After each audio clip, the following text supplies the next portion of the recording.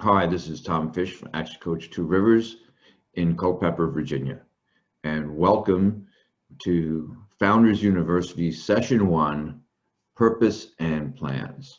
Allow me, please, to be your coach today, and my purpose as your coach today is to reward the time that you are investing in your own education with the simplest, fastest, and easiest ways to craft a clear and compelling vision for your business and your life, to align your business and personal goals. Your business goals, of course, your personal goals, of course, come first, and then your business goals get aligned or should be aligned right after those, supporting your life goals. And developing action plans, because nothing happens without action. Developing action plans to achieve those goals. Now, we won't actually get the action plans done in this 1 hour period, but you'll understand about action plans. My name, as I said, is Tom Fish, and I've been around the leadership management and getting things done business for over 35 years. I've had over 18 years in industry and over a decade of working directly with business owners, small business owners. I have an MBA in entrepreneurship. I'm a certified exit planning advisor as well as a certified business coach. The two most dangerous words in the English language are "I know." And anybody who has ever dealt with any teenager everywhere has heard these words before, "I know." Why are they dangerous?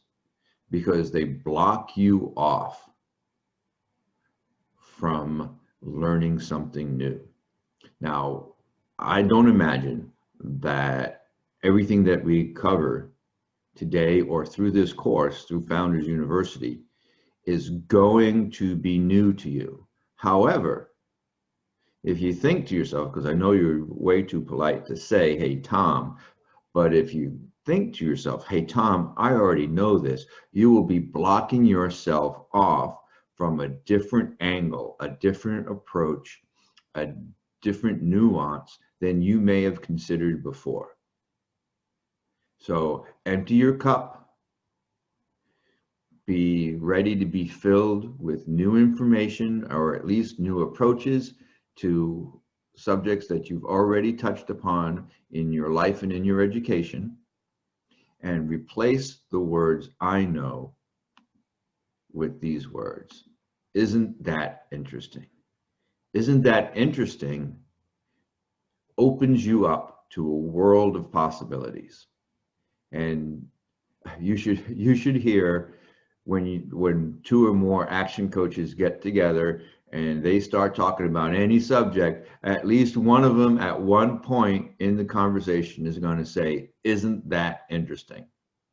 And it doesn't mean that they're not interested. It really means they're opening themselves up to something new, maybe something they haven't heard before, or maybe a different approach. Hey, that's a unique twist on what I thought I knew.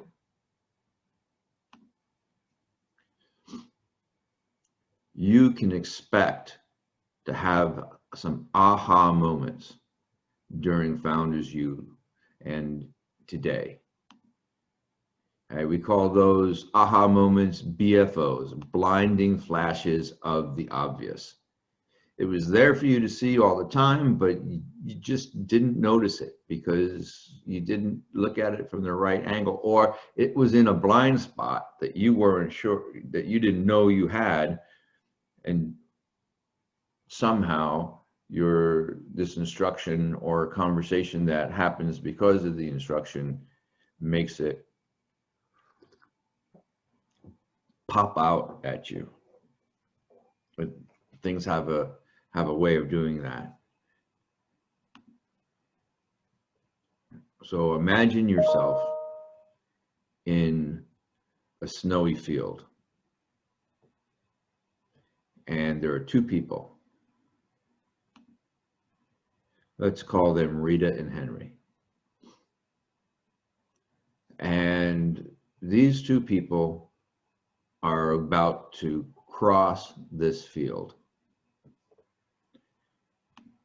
Rita has a big red V off in the distance that she is going to use as her guide for walking across the field.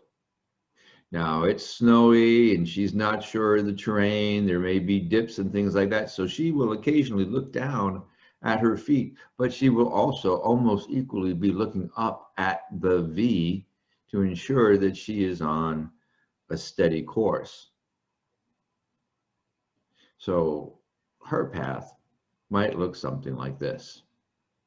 Not perfectly straight, but relatively straight to her target.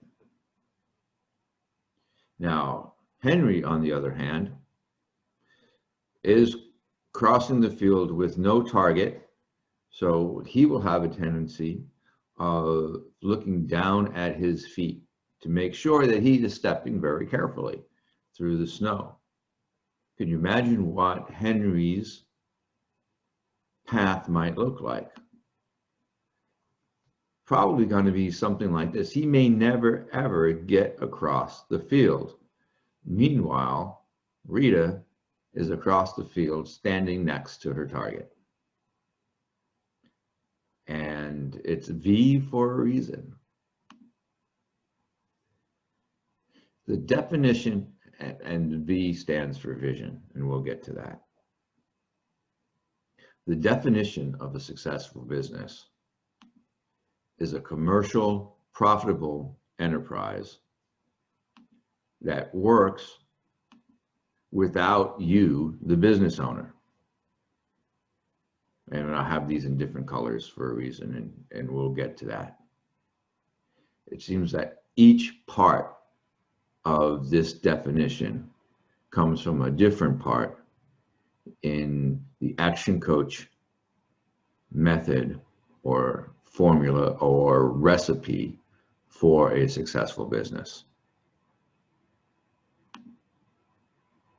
Remember to be working on your business and not just in your business, and we'll talk about that throughout Founders U.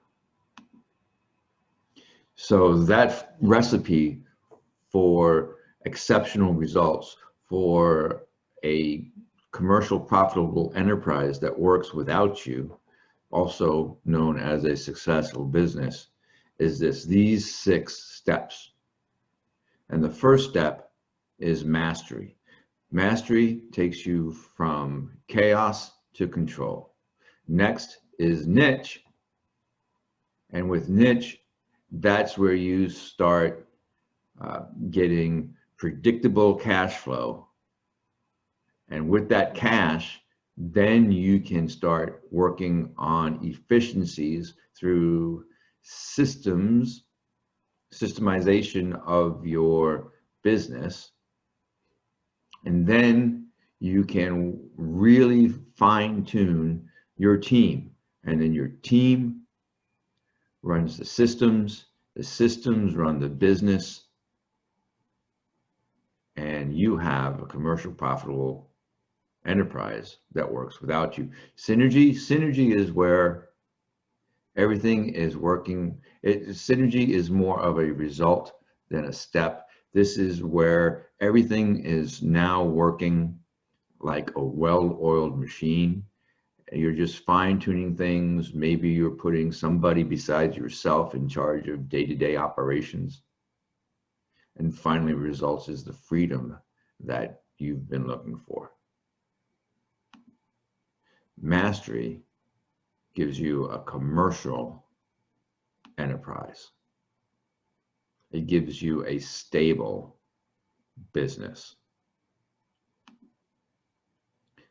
Mastery has 4 components: destination mastery, time mastery, delivery mastery, and money mastery. And today, we're talking about purpose. We're talking about vision, missions, goals, your company culture. We're talking about the type of business that you are trying to build so that you can have the life that you want to have.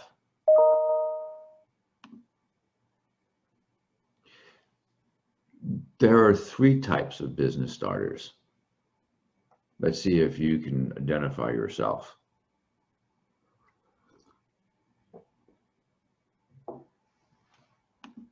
The first type is the master craftsman.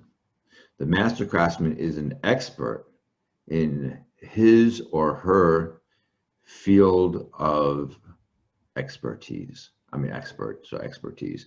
Their field of endeavor, their technical field of endeavor. A surgeon is skilled at surgery, of course. A pizza parlor owner may be skilled in making pizzas. A baker is skilled in baking. A carpenter is skilled and expert master craftsman in working with wood, etc., etc. A master craftsman starts a business usually because they want to have a job doing what they love, and that's their main focus. They want to do what they love, and they start a business to provide that, the thing they love, to other people. The problem is all that business stuff gets in the way of, and that's how they feel. All this business stuff of owning a business, gets in the way of the thing that I love doing, whether that's turning wrenches or hammering nails or teaching classes or even being a coach. The freedom fighter doesn't want a boss anymore. And in an entrepreneurial spasm, they start a business. I'm going to work for myself. What they don't realize at the time that they start this business is that you always have a boss.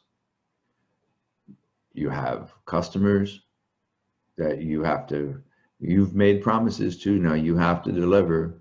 You have stakeholders, whether they are the lenders or investors.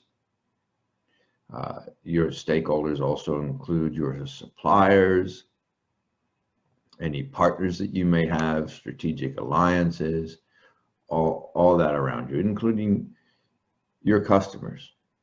So you have a whole constellation of bosses who you're boss in many different ways. And the freedom fighter has to figure out how to meet the needs of all those different, including the community, all those different stakeholders, and run a business and deliver technical excellence. The mountain climber, this may be their first business, but they know it's not going to be their last. So a mountain climber is a serial entrepreneur. They don't always sell off a business, but they know they're going to start more. And they may have a collection of businesses, and sometimes they may sell a business here and there. They'll probably have one business that is their core central business, and then everything else is kind of added on. These are the three types of business owners, and each one of these has special problems with being a business owner. A mountain climber is probably not a technical expert in every single business that they own. A mountain climber probably not, at least initially, a business expert, but once they learn the secrets of the 5 steps, once they know how to consistently organize a business so that it can work without them and produce predictable cash flow, they can replicate that over and over and over and over again. There's another way to slice business owners, and that's how they look at the business. On the left, we have business owners who see their business as mostly as a way to fuel their current lifestyle.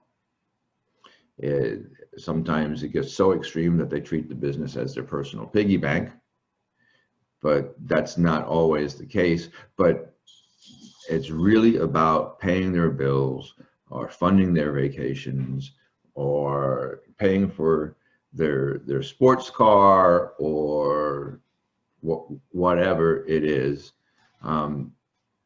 It's all about the here and now or the near future.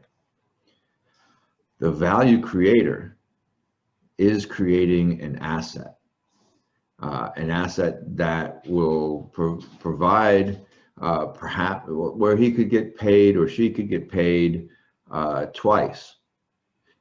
Get paid for the work that they do and get paid for the value they create in the business.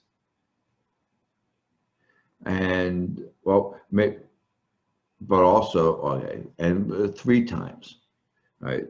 The value they create in the business, cash flows from distributions, and then perhaps the salary that they make. Which one do you think has an easier time building a commercial profitable enterprise that works without them?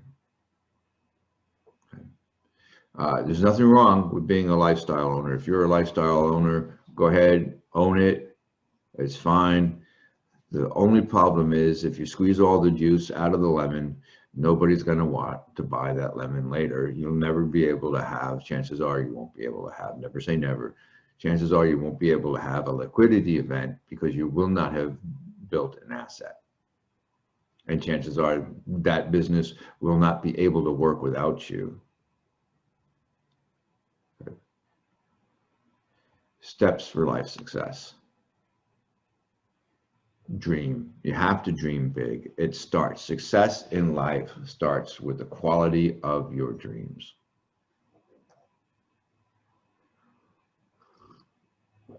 You got to dream big. You got to dream bold. If you dream small, if you dream of paying your bills, you want your company to pay your bills, then that's all it will ever do. If you dream big, it will change your behavior. It will change the way that you look at the world. It will change your behavior and how you manage your company so that you can achieve those big dreams. First, dreams, and then goals. Goals are measurable. Dreams are big and probably a little bit nebulous. Goals are specific. And we'll talk about SMART goals. Goals are your guideposts to achieving your dreams. They're your mile markers. They are your way stations. I'm achieving this goal in this amount of time. In order to achieve your goals, you're going to have to learn. The person that you are today is not, and let me say this very clearly, the person you are today is not the person who is capable of achieving your goals and making your dreams come true. If you were already that person, then you would have already achieved your goals and your dreams. You have to learn, you have to change, you have to grow in order to be the person, become the person who can achieve your goals.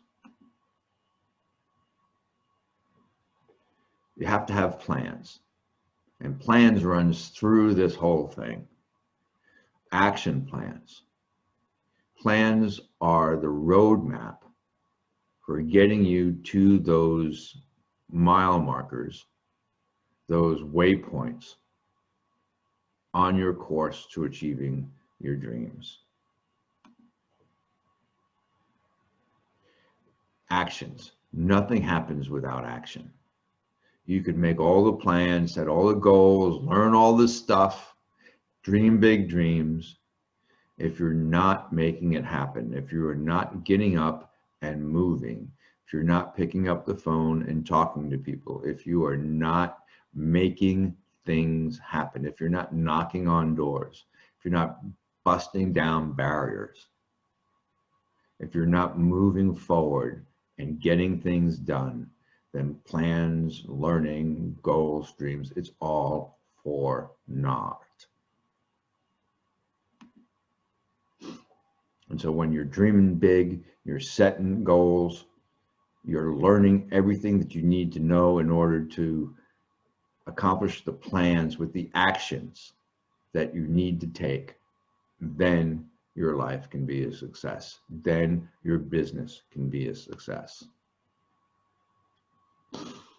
Dreaming your life. One of the ways to start dreaming in a very productive way instead of daydreaming, and then it just goes away out of your head, is create a bucket list and think of the different categories in your life. Get a lined journal, and every page is a different category in your life.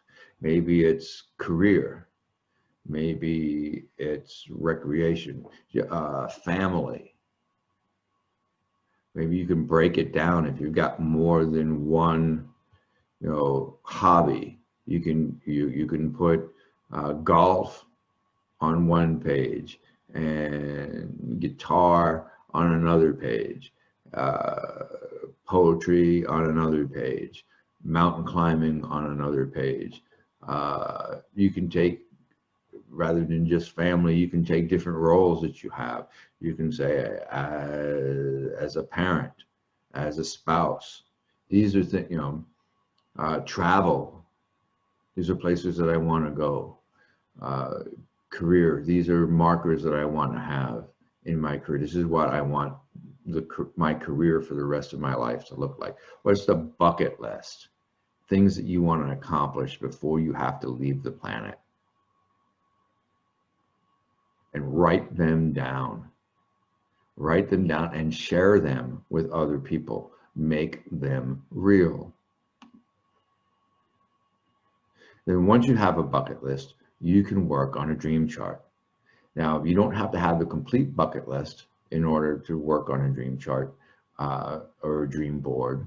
I'll give you an example of what a dream board looks like.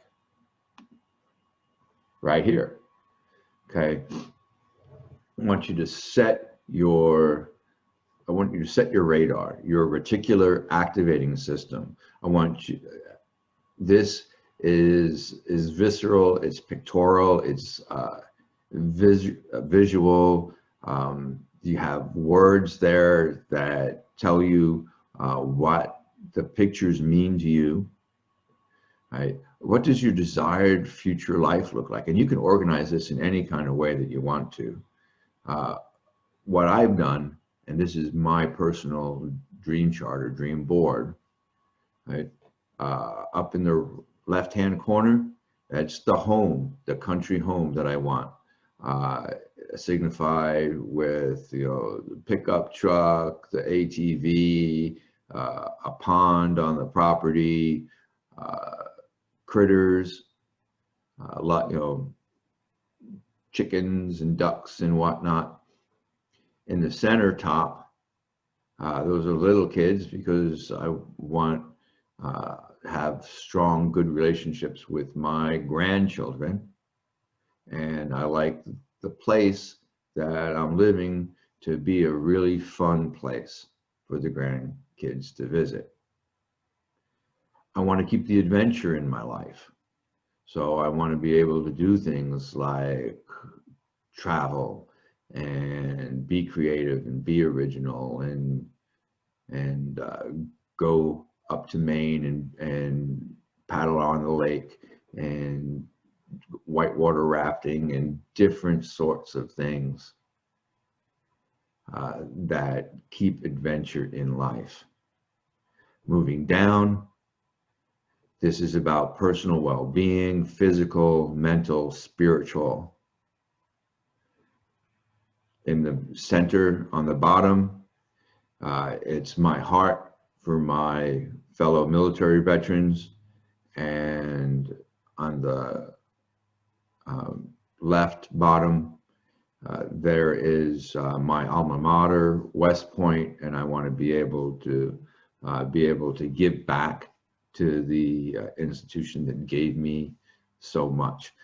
You don't have to organize your dream board this way, but this is the general idea, and this is something that you're going to do as part of your homework before we meet again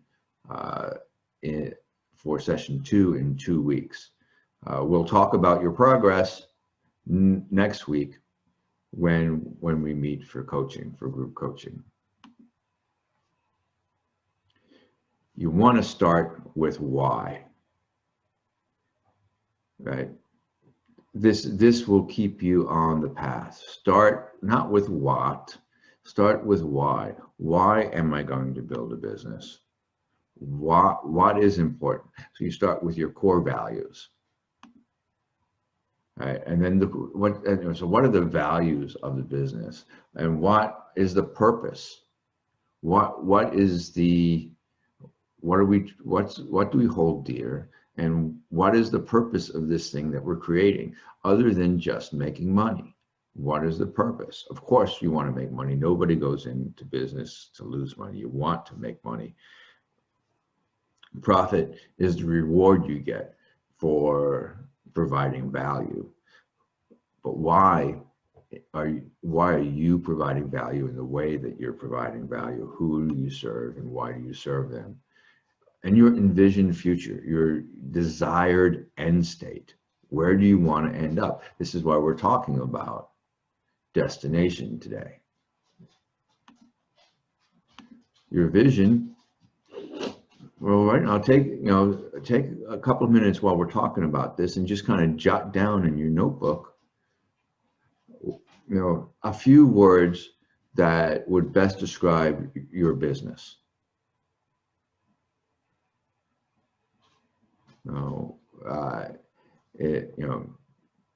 Expertise or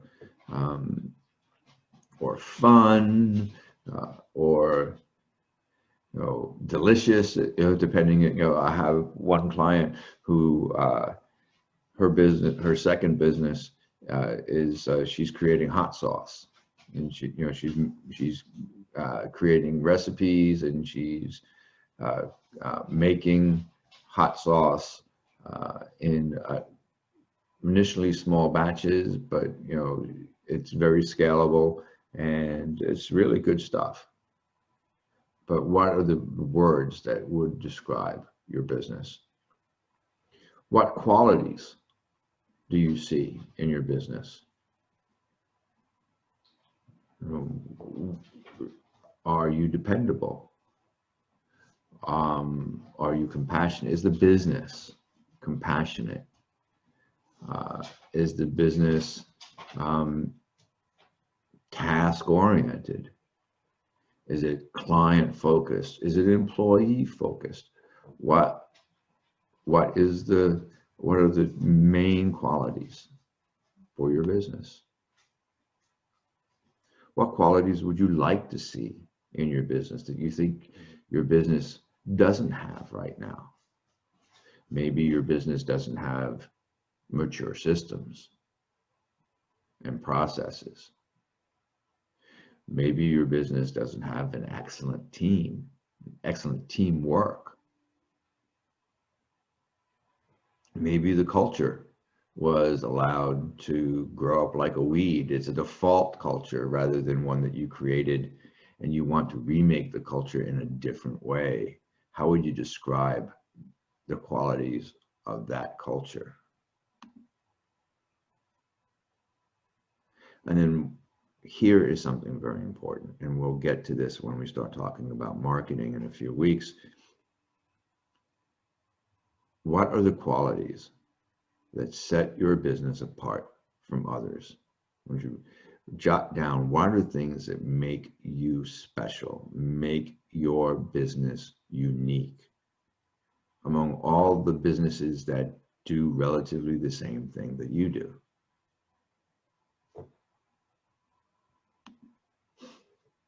Now, this isn't original to me, and it's not an action coach curriculum item. This is something that I borrowed from a book called Turning the Future into Revenue, and it's called Preferred Future Planning. Remember when I mentioned your desired outcome? So the top bubble, if you look at the diagram, the top bubble says possible future. This is the universe of possible futures. And now, and just kind of imagine that.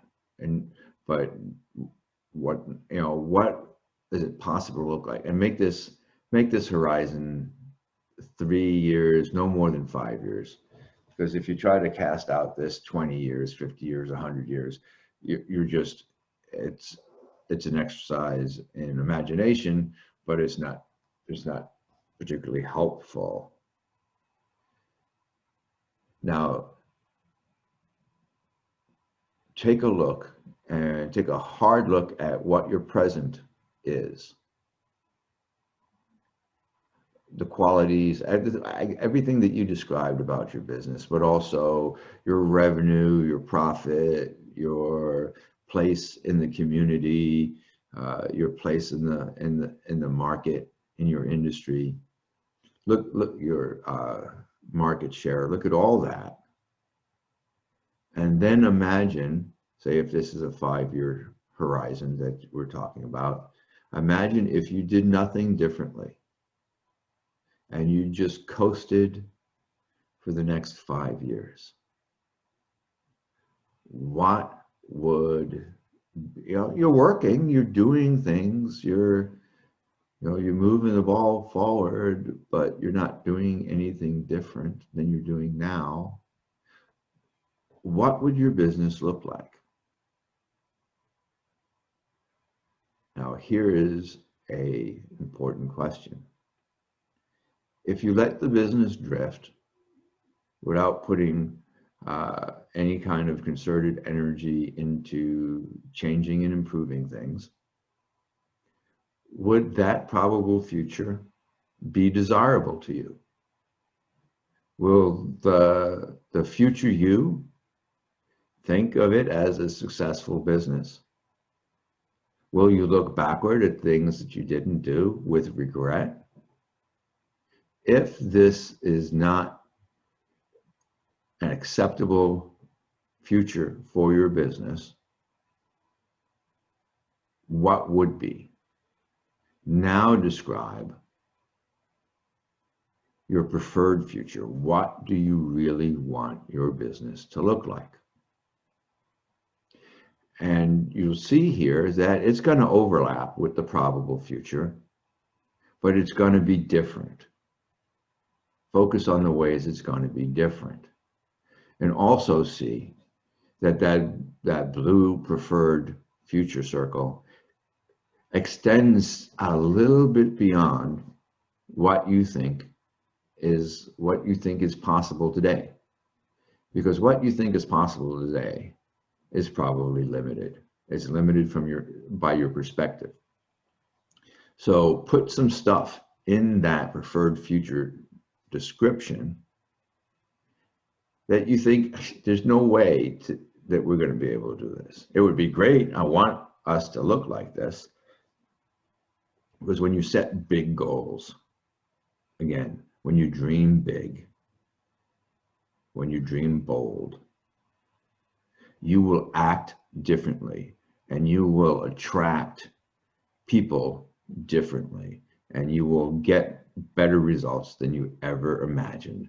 So go ahead and put some crazy stuff in that preferred future description.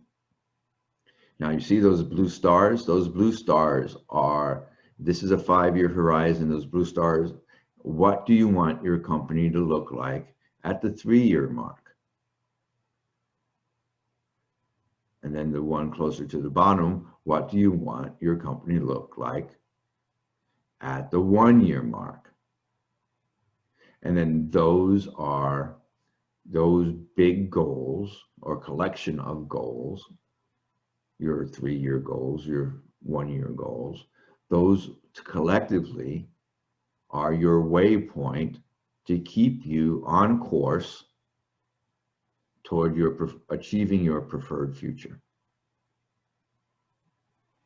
Now, please look at the angle. The angle between the edges of probable future and the edge of preferred future, they don't change. You know, if the angle is the angle, say that looks somewhere around maybe 15 degrees. I don't know, I never measured it. 15, 20 degrees, but you see the distance gets wider as you progress in time. What that means is that the energy, the resources, the blood, sweat, and tears that you have to expend in order to stay on course to get to your preferred future increases the longer you wait to take your first actions to put that future in place. The sooner you start with the changes, the easier it will be. If you wait for 1 year or 5 years, or 3 years, you're going to have a lot of energy, a lot of resources, a lot of blood, sweat, and tears to invest in moving the ship that far so that you can get back on the correct course. Any questions? Go ahead and send me an email if you have any questions.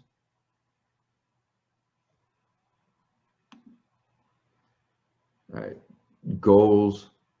We've been talking about goals. Goals need to be SMART goals.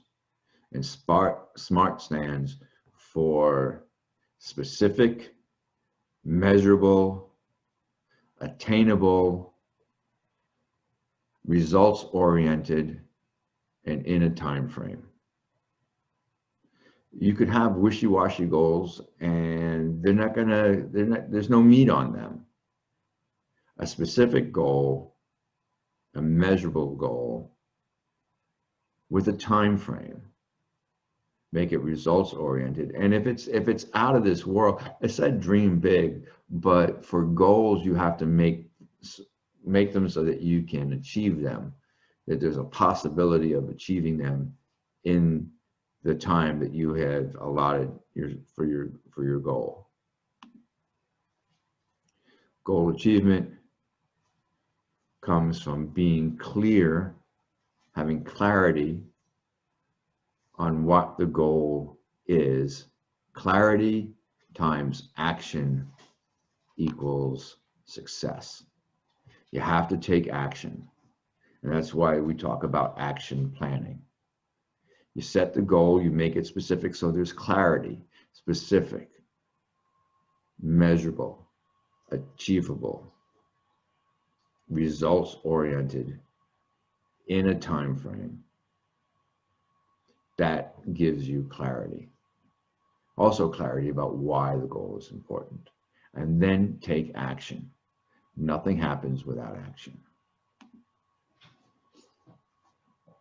Plans. Take some time, 15 minutes at the end of every single day, to review the results of your day and what the plan is for tomorrow. Then every week, take an hour on Friday afternoon or Sunday evening and make your plan for the next week. Quarterly, near the end of the quarter, take a day. And we do this at Action Club with our monthly all-day planning conference, which is called Growth Club.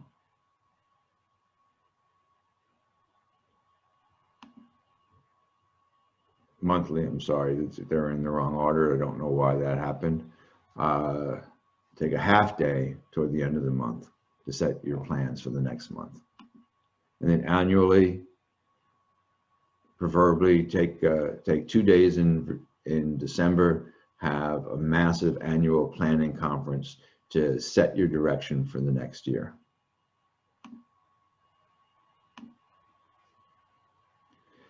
What hourly rate?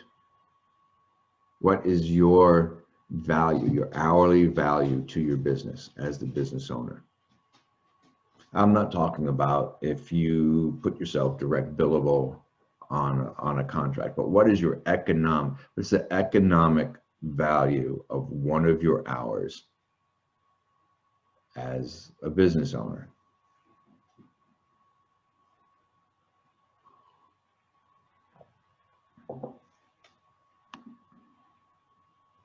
And think about, are you spending money or time? So this is your economic value, and you may, it's said that people who struggle, business owners who struggle, will exchange their time so that they can save money. But business owners who excel will exchange money so that they can have more time to do what only they can and should do as the business owner. What is owner's work? Owner's work is the stuff that will move the ball forward. It's your strategic planning. It's deciding on what businesses should we be in rather than how we're doing business today. It's working on your organization chart. What should our business look like internally? It's working on your culture. How should we interact with each other, and how should we interact with the outside world? Go full tilt. Do whatever it takes in order to make those goals come true so that you can achieve the vision that you have for your business, so that you can have a commercial, profitable enterprise that works without you. When you have that, then you have the freedom of choice, and you can live the life. You can live incrementally, you can live your life better. But in order to have the life in the future, in order for your future successful self to look back and thank you for what you're doing today, you've got to go all out and do whatever it takes. So what I'd like you to do is just to start on your vision. What is your overarching multi-generation? So the Action Coach Global vision is world abundance through business re-education. Why re-education? Because most business owners don't have a formal education in business, and they have been to the school of hard knocks, but that school It doesn't always teach the right lesson. So that's why it's business re-education. World abundance. This is a multi-generational vision. It's not going to happen today. It's not going to happen in the lifetime of our founder, but it's a big, bold vision out there.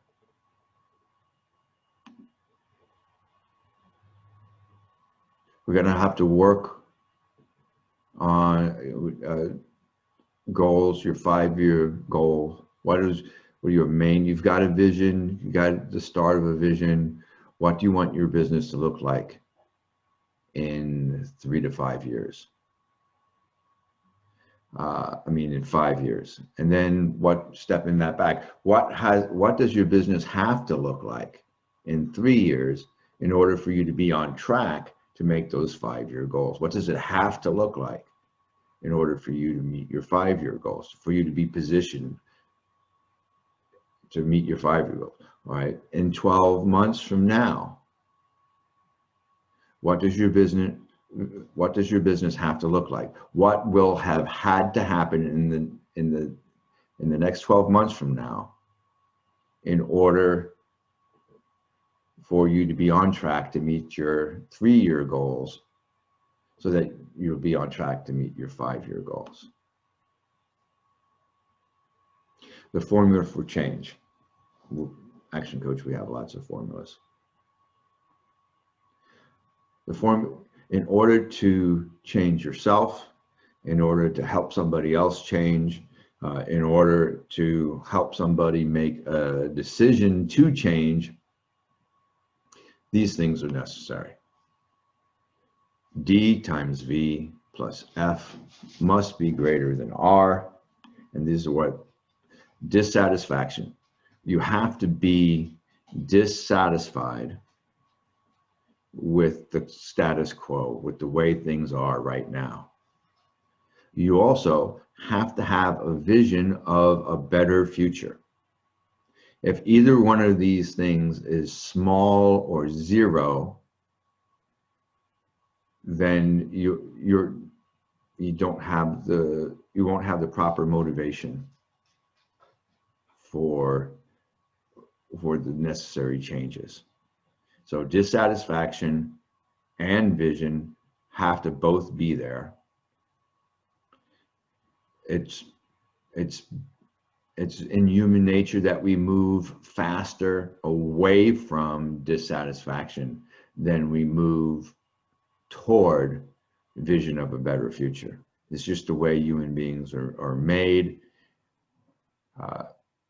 And if you want to help somebody change, if you want to change yourself, you have to take a good hard look at the present and decide whether or not you are satisfied with the way things are now. Now, there's a difference between being satisfied and being complacent. Satisfied means I'm happy with what I've achieved, but also understanding that you have more changes that need to be made, because you can always improve. Complacent is, this is good. I don't need to change. I don't need to improve.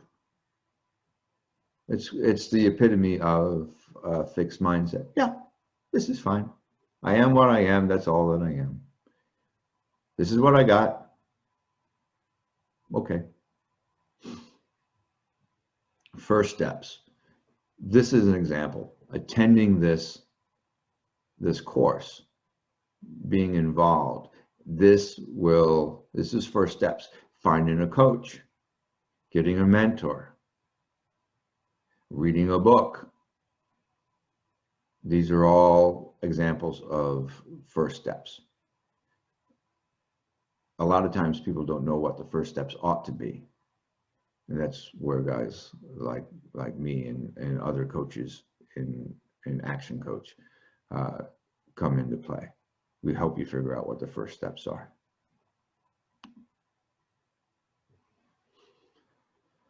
What we see on the surface What we see observable about people are their actions, their behaviors, the decisions that they make. That's all surface stuff.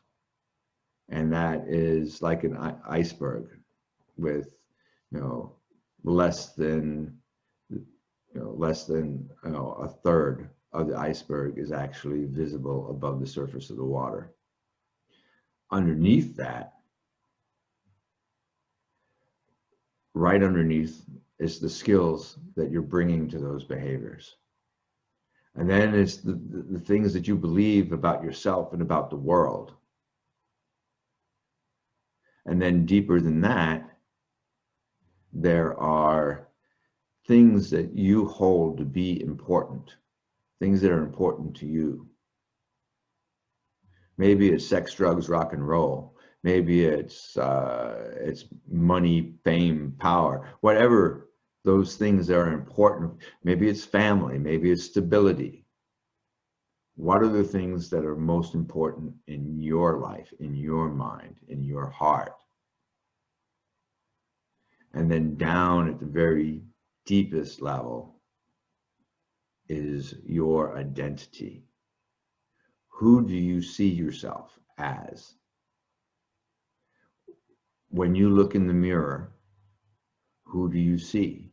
When you think about yourself, when you talk to yourself, what do you say about yourself? This is your identity. Now, where did that identity come from? Where did it come from? It came from the environment around you. Sure, we have innate characteristics. We have a fear of loud noises instinctively, human beings, and a fear of falling. Those are, every human being has them at birth. A fear of falling because, we're very vulnerable when we're infants, and if we get dropped, we can be very hurt. Loud noises startle us. Again, because we're vulnerable. We're at risk when we're so small and helpless. Every other feeling, emotion that you have, every other sort of phobia, hang up, all those other things get layered onto there because of your experiences, because of the environment, because of what people who are important to you, who have been important, have said to you about you, or what you've assumed. They've said something about your behavior, you've made it about yourself. So when you want to really change the results that you're having in the world, you've got to dig down. Do I have the right skills? Do I have the skills I need in order to have better behavior, better actions, experience better results? What do I believe about myself? What do I believe about the way the world works? What things are happening? There are sometimes you have an experience that challenges what you think about the world, about other people, about yourself. And your beliefs can change. When you reach a point of discontinuity between experience and what you believe, you have to figure something out and find a new equilibrium so that you have continuity between the world that you experience and what you believe about everything else. Sometimes you have to let go of old values, things that you were holding important, and figure out what's really important in your life where you are now.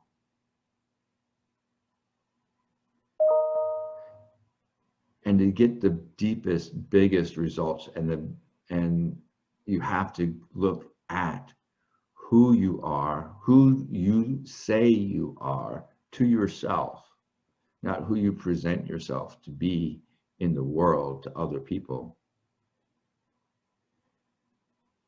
Look at the causes of that identity. Where did I get that idea? Where did it come from? Dissect it. Look at decisions that you've made. Look at things that people have said. Did they really say that? What did they mean? You may need help. You may have, go see a counselor about these things. Do some work on you deep inside in order to get the results that you're looking for in your life. A lot of times people won't move because of fear. But what is fear? Fear is false expectations appearing real. You project something, a worst case scenario, the thing that you don't want to happen. I don't want to run out of money. I don't want to get divorced. I don't want to, whatever it is, maybe something, I don't want to fall down. I don't want to get hurt. And then you build up a case in your head that is what is really going to happen. And that's where fear takes hold of you. Now, courage is not the absence of fear. And I'm speaking to you as an old soldier. Courage is not the absence of fear. Courage is looking your fear in the face and taking action and moving forward regardless. That's courage. There are two job ads, exactly identical job descriptions, same headline, same words. Only one says the annual salary is $50,000, and the other one says the annual salary is $250,000. Which one do you think gets more responses? The $50,000 one. Why is that? Because of self-sabotage. Because people will see the same exact job and they'll go, yeah, that's probably about what I'm worth. There's something in this job that I'm not ready for. To have $250,000 annual salary.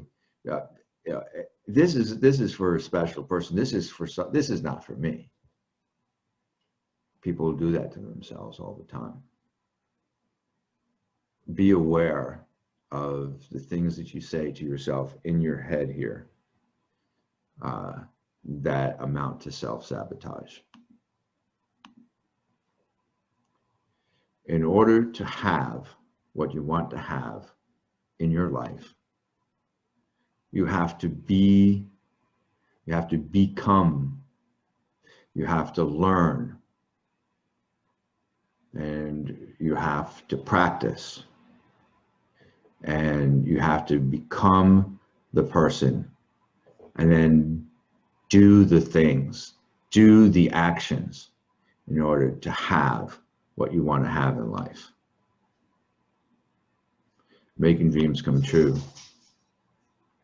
First, you have to create the vision in your head. Put idealization. All right. Frame the idea. What is the ideal life that you want to lead?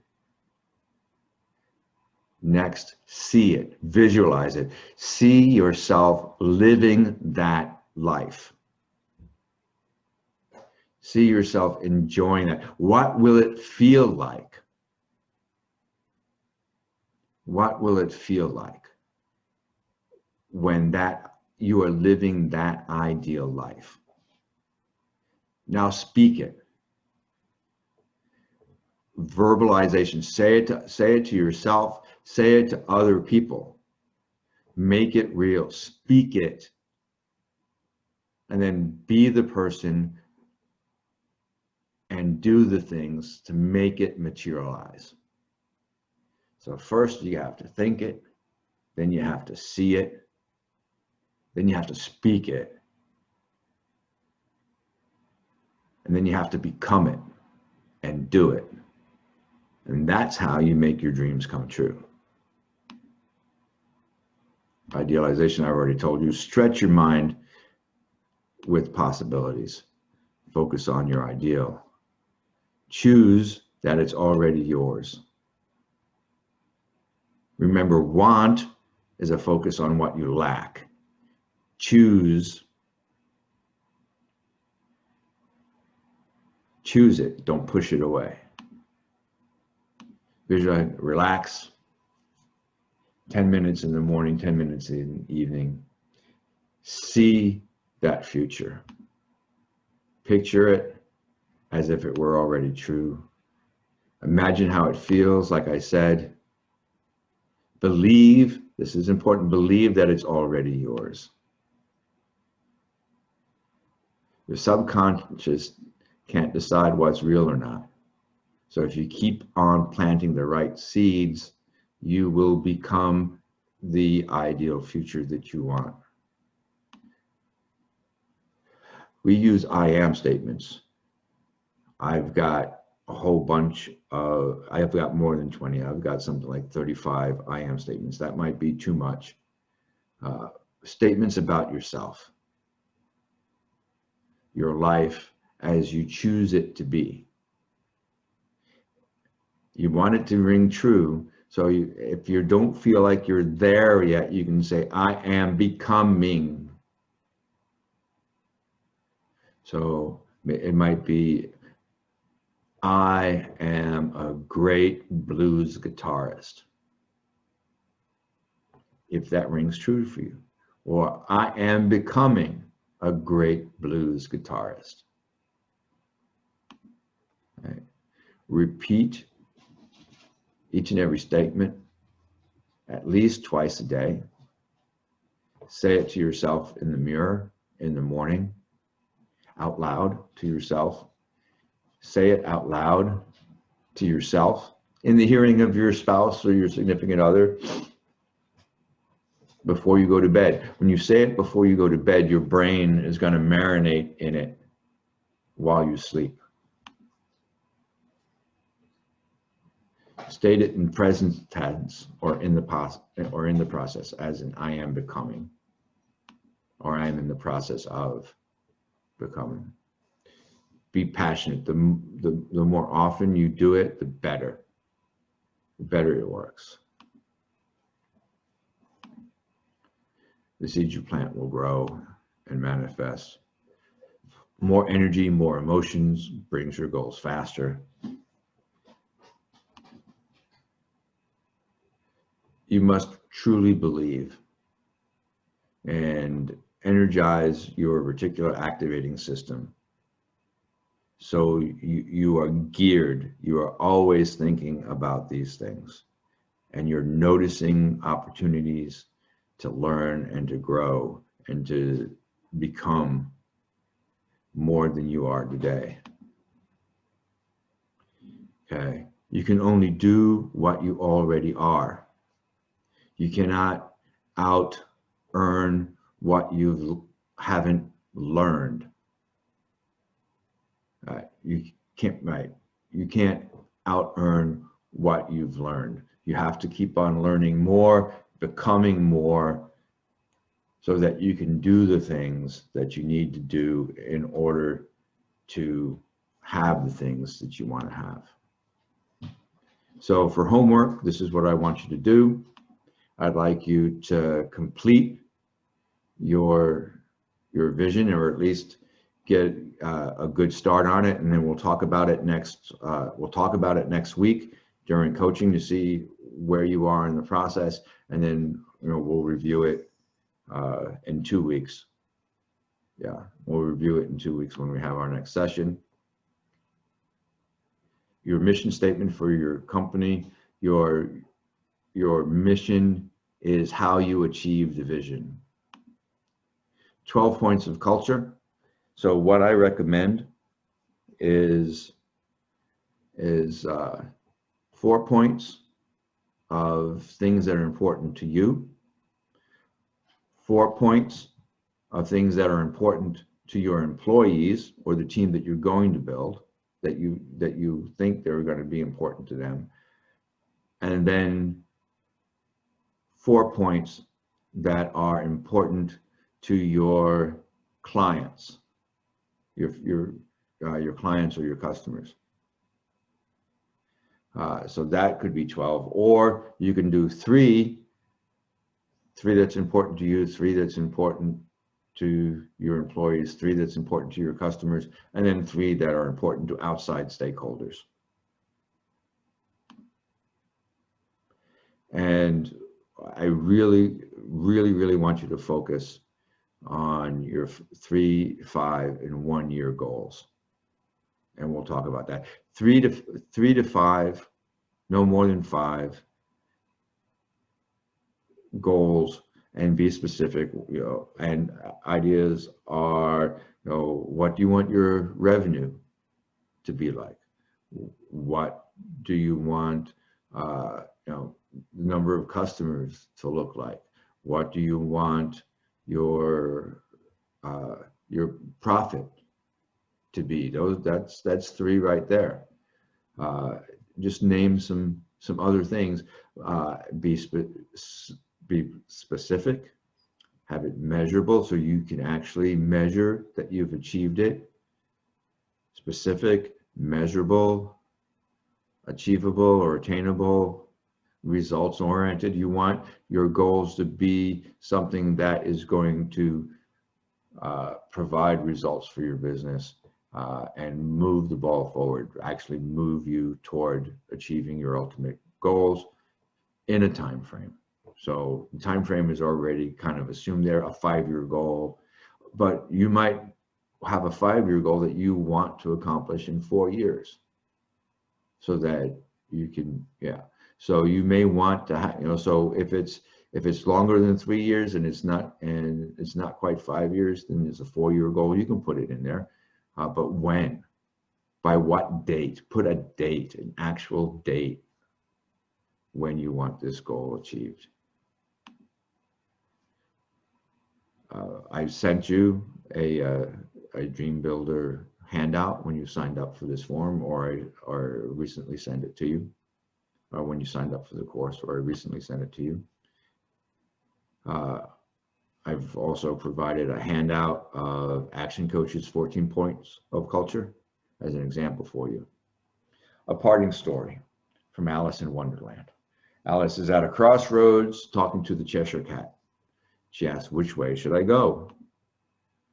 The cat says, depends on where you want to get to. Alice says, I don't much care. Cat says, well, it really doesn't matter what road you take then. As long as it gets me somewhere. Well, it's bound to do that if only you walk long enough. But where you get to by only walking long enough may not be where you want to end up. So have a vision, set goals, become the person that you need to be in order to do the things that you need to do in order to achieve those goals and turn your dreams into reality. And don't be like Alice. This is Tom Fish, Action Coach 2 Rivers. Thank you very much for attending session 1. I'm excited for the process of seeing you create the foundation for your future success. And I'll see you next week for one-on-one, for group coaching.